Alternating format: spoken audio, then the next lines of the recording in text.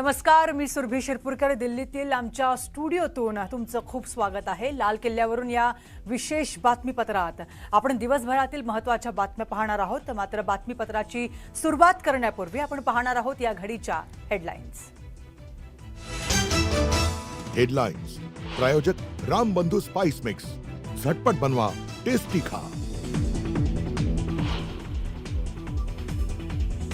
दुसऱ्या आठवड्यातही लोकसभा राज्यसभेत विरोधकांचा गदारोळ. लोकसभेचं कामकाज 5 वाजेपर्यंत तहकूब. जंतर मंतरवरील लाठीचार्ज प्रकरणी कारवाई करण्याची विरोधकांची मागणी.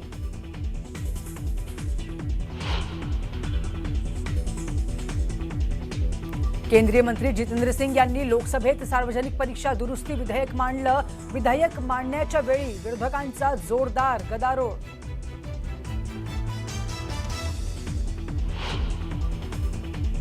शांततापूर्ण आंदोलन हा घटनात्मक अधिकार. पोलीस बळाचा गैरवापर अमान्य.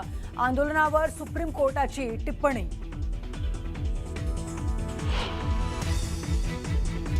एल निनोचा राज्यातील खरीप हंगामातील पेरण्यांना फटका. पेरण्याची आकडेवारी 10% घसरली. नागपूर विभागात सर्वात कमी पेरण्या.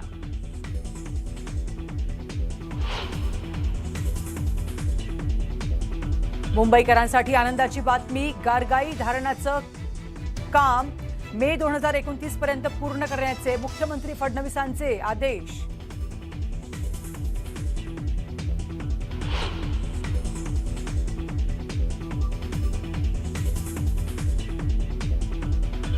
एमपीएससीच्या औषध निरीक्षक पेपरफुटीवरून आरोप प्रत्यारोप. पेपरफुटीचा विद्यार्थी आणि रोहित पवारांकडून आरोप, तर लोकसेवा आयोगानं हात झटकले.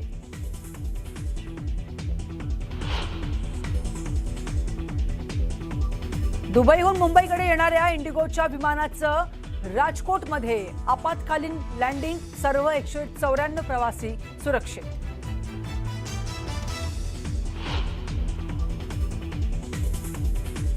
सोनम वांगचुक यांनी राजघाटावर जाऊन घेतलं महात्मा गांधींच्या समाधीचं दर्शन. तब्बल 26 दिवस वांगचुक यांचं सुरू होतं आंदोलन.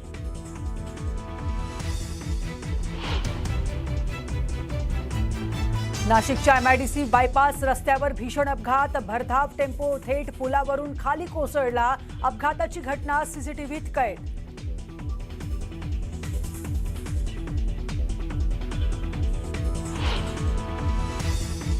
मुसळधार पावसामुळे कारंजा गावाजवळ रस्ता खचला. माळशेज घाट मार्गे मुंबईकडे जाणारी वाहतूक पूर्णपणे बंद.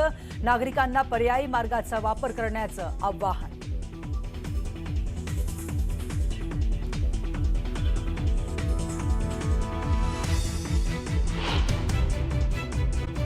तर नीट पेपर फुटीचा विषय देशात गाजत असताना महाराष्ट्रात मात्र एमपीएससीचा पेपर फुटल्याच्या आरोपांवरून खळबळ उडाली आहे.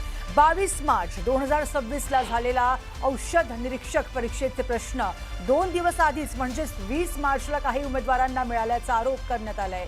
तक्रारदार ऋषिकेश गारगंडे आणि रोहित पवार यांनी या संदर्भात आरोप केले आहेत. यावरून त्यांनी नंदुरबारमधील एका कोचिंग अकॅडमीकडे बोट दाखवलंय. या क्लासेसच्या विद्यार्थ्यांना व्हॉट्सअपवर पाठवलेले 90% प्रश्न मूळ प्रश्नपत्रिकेशी जसेच्या तसे जुळत असल्याचा दबावही केलाय. तर एमपीएससीने मात्र हे आरोप फेटाळून लावले. दरम्यान या प्रकरणातील गौरव पाटीलने आयोगाला नव्यानं मेल पाठवून पेपर फुटला नसल्याचा दावा केलाय. मात्र ऋषिकेश गानगर्डे हा आपल्या तक्रारीवर ठाम आहे. तर इकडे एमपीएससीनं पेपर फुटला नसल्याचं स्पष्ट केलंय. तसेच या प्रकरणी पोलिसात तक्रार दाखल करणार असल्याचंही म्हणण्यात आलंय. त्यामुळे खरंच पेपर फुटला होता का असा प्रश्न कायम आहे. आपल्या अगोदर रिझल्ट नव्हता लागलेला ना, तर आपण त्याच्याविषयी एक पोस्ट केली होती. आणि ज्या विद्यार्थ्यांचं सिलेक्शन झालं इंटरव्ह्यूसाठी त्यांचे मार्क न दाखवता डायरेक्ट सिलेक्शन झालं.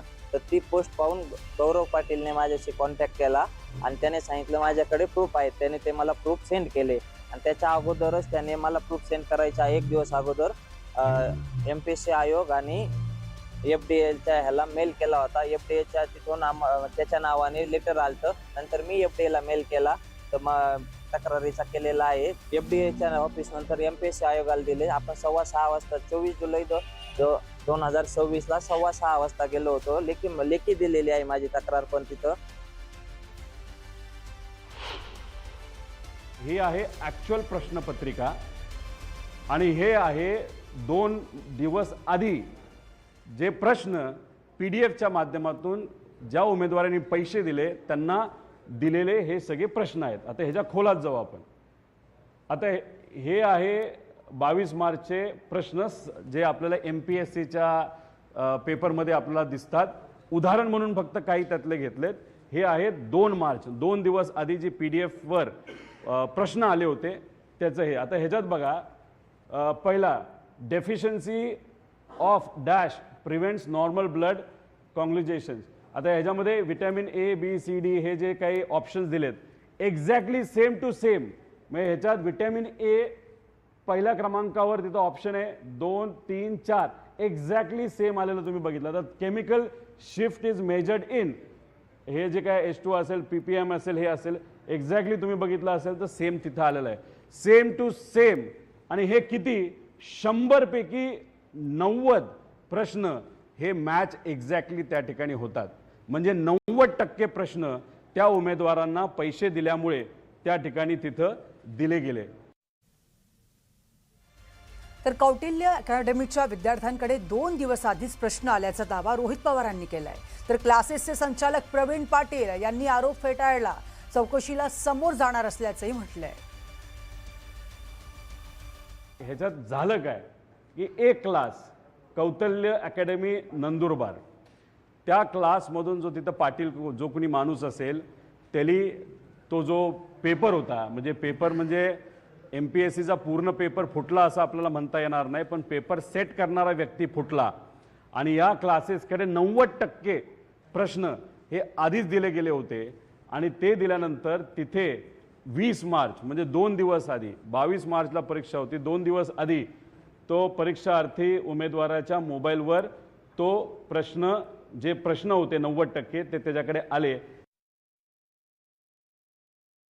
मी कुठल्याही पद्धतीचं असं व्हॉट्सअप चॅट किंवा माझ्या जी रेकॉर्डिंग्स आहेत किंवा चुकीच्या पद्धतीने ते मेसेजिंग केलं गेलेलं आहे असं मला तरी वाटतंय. आणि मी चौकशीसाठी पूर्णपणे सामोरे जाण्यासाठी तयार आहे सर. दुसरी गोष्ट म्हणजे मी असा कुठल्याही प्रकारचा अपहार किंवा गुन्हा केलेला नाही आहे आणि कुठल्याही पद्धतीचा पैसा किंवा काहीही घेण्याचा काही संबंधच येत नाही. असं जर केलं असतं तर कमीत कमी मी 100 मुलं पास करू शकलो असतो.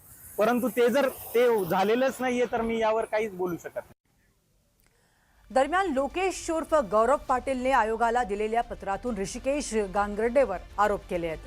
22 मार्च 2026ला झालेल्या ड्रग इन्स्पेक्टर परीक्षेचा पेपर 20 मार्च 2026ला व्हॉट्सॲपवर व्हायरल झाला. तो पेपर फुटला अशी तक्रार मी गौरव पाटील, लोकेश पाटील आणि ऋषिकेश गांगर्डे यांनी केली होती. या संदर्भात अधिक तपास केला असता माझ्या निदर्शनात आले की 20 मार्चला व्हॉट्सॲपवर प्रसारित झालेली तथाकथित प्रश्नपत्रिका ही आयोगाच्या 22 मार्च 2026 रोजीच्या मूळ प्रश्नपत्रिकेच्या विपरीत आहे. आयोगाची प्रश्नपत्रिका कोणत्याही परिस्थितीत फुटलेली नसून ऋतुजा आणि मी चेष्टेत आयोगाची मूळ प्रश्नपत्रिका फुटल्याचं म्हटलं होतं. परंतु ऋतुजाला भेटली नसून 2026 मार्चला पाठवलेली प्रश्नपत्रिका आयोगाची नसून इतर टेस्ट सिरीजची अर्थातच सराव प्रश्नपत्रिका होती. आयोगाची बदनामी करण्याचा हेतू नव्हता, परंतु ऋषिकेश गांगर्डेनं त्याचा विपर्यास करून मोठ्या प्रमाणात प्रसारित करून आयोगाचा पेपर फुटला असल्याचे सर्वत्र सोशल मीडियावर जाहीर केले. आयोगाची 22 मार्चला परीक्षा झाल्यानंतर सदर प्रश्न टाईप करून तीच प्रश्नपत्रिका ऋतुजाने 20 मार्च 2026ला पाठवली होती. कारण ऋषिकेश गांगर्डे स्वतः परीक्षा नापास झाला असून भविष्यात लवकरच ड्रग इन्स्पेक्टरची जाहिरात येणार नाही याची कल्पना करून सदर पेपर परत व्हावा यासाठी पेपर फुटल्याची अफवा पसरवली. माझी आयोगाविरोधात कसलीही तक्रार नाही. आपला विश्वासू लोकेश पाटील, गौरव पाटील. याच्यामध्ये तो सांगतोय की महिनाभर मी तपास करत होतो आणि नंतर तो सांगतोय की मी चेष्टा करत होतो. त्यानंतर तो तुकाराम मुंडे साहेबांच्या ऑफिसला आला. हा पाटील, लोकेश पाटील का गौरव पाटील जो कोणी आहे, MPSCच्या कार्यालय मुंबईमध्ये आला.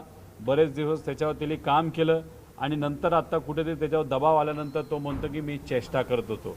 याच्यावर कहर असा झाला आहे की त्याने असं लिहिलं आहे की आयोगाची 22 मार्च रोजीची परीक्षा झाल्यानंतर सदर प्रश्न टाईप करून तीच प्रश्नपत्रिका मी 20 मार्च रोजी ही पाठवली होती. म्हणजे 22 तारखेला टाईप केलं, 20ला पाठवली. करच आहे, हा देवापेक्षा मोठा झाला, त्याला टाईम ट्रॅव्हल करता येतं असं आपल्याला म्हणावं लागेल. आणि याच्यात तो स्वतः म्हणतो की याच्यामध्ये काही पेपर प्रश्नपत्रिका असलेल्या याच्यामध्ये काही प्रश्न हे मॅच झालेले आहेत. आमचं हेच म्हणणं आहे ना, जो क्लासेसचा प्रश्नपत्रिका होत्या त्यातल्या 100पैकी 90 प्रश्न हे आयोगाच्या प्रश्नाला मॅच झाले. हाच तर आमचा त्याच्यामध्ये मुद्दा आहे. गौरवने तक्रार मागे घेतली, पण ते काय दबावातून घेतलेली आहे त्यांनी तक्रार मागे. काल सकाळी ते माझ्याकडे आले होते, त्याचे वडील. त्यांनी सांगितलं आम्हाला तिथं राहायचंय, खूप दबाव वगैरे आहे. पण मी तक्रार मागे घेतलेली नाही.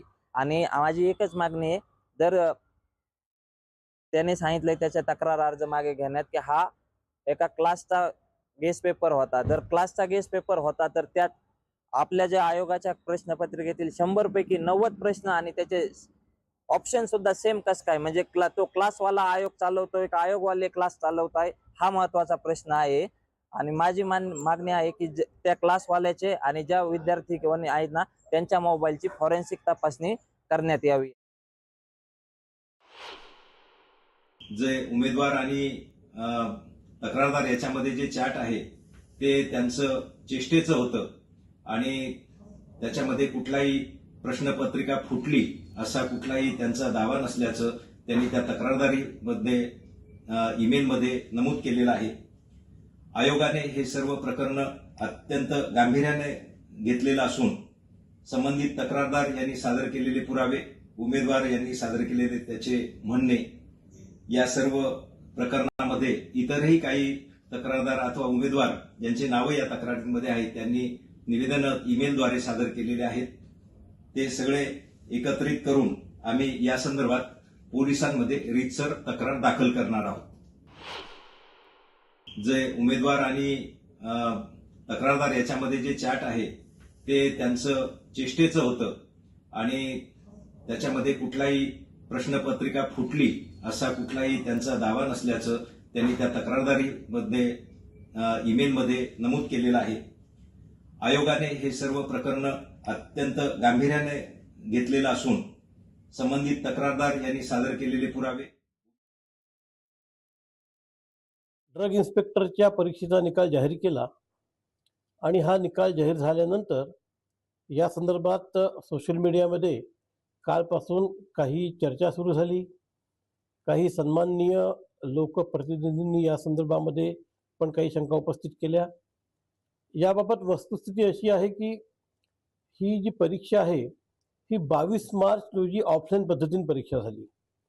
जवळपास 45,000 कॅन्डिडेट्सनी याच्याकरता अर्ज केले होते आणि 31,000च्या आसपास, 31,000-31,000च्या आसपास या ठिकाणी उमेदवार बसले होते.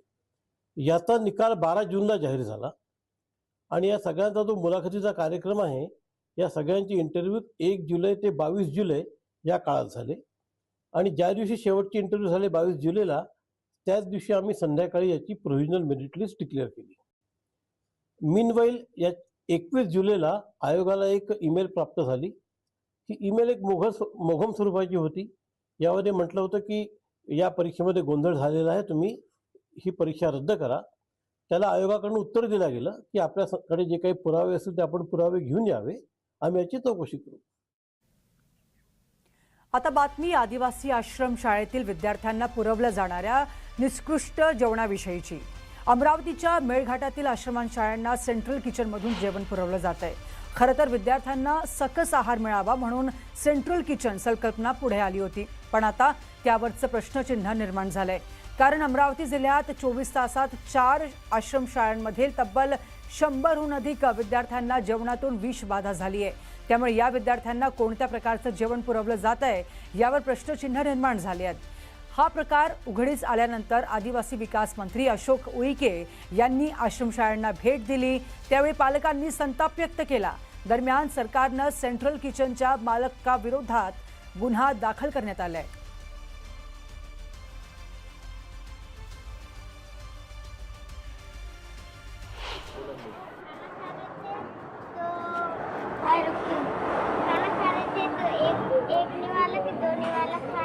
और सब उल्टी होने लग गए और चक्कर आने लग गए.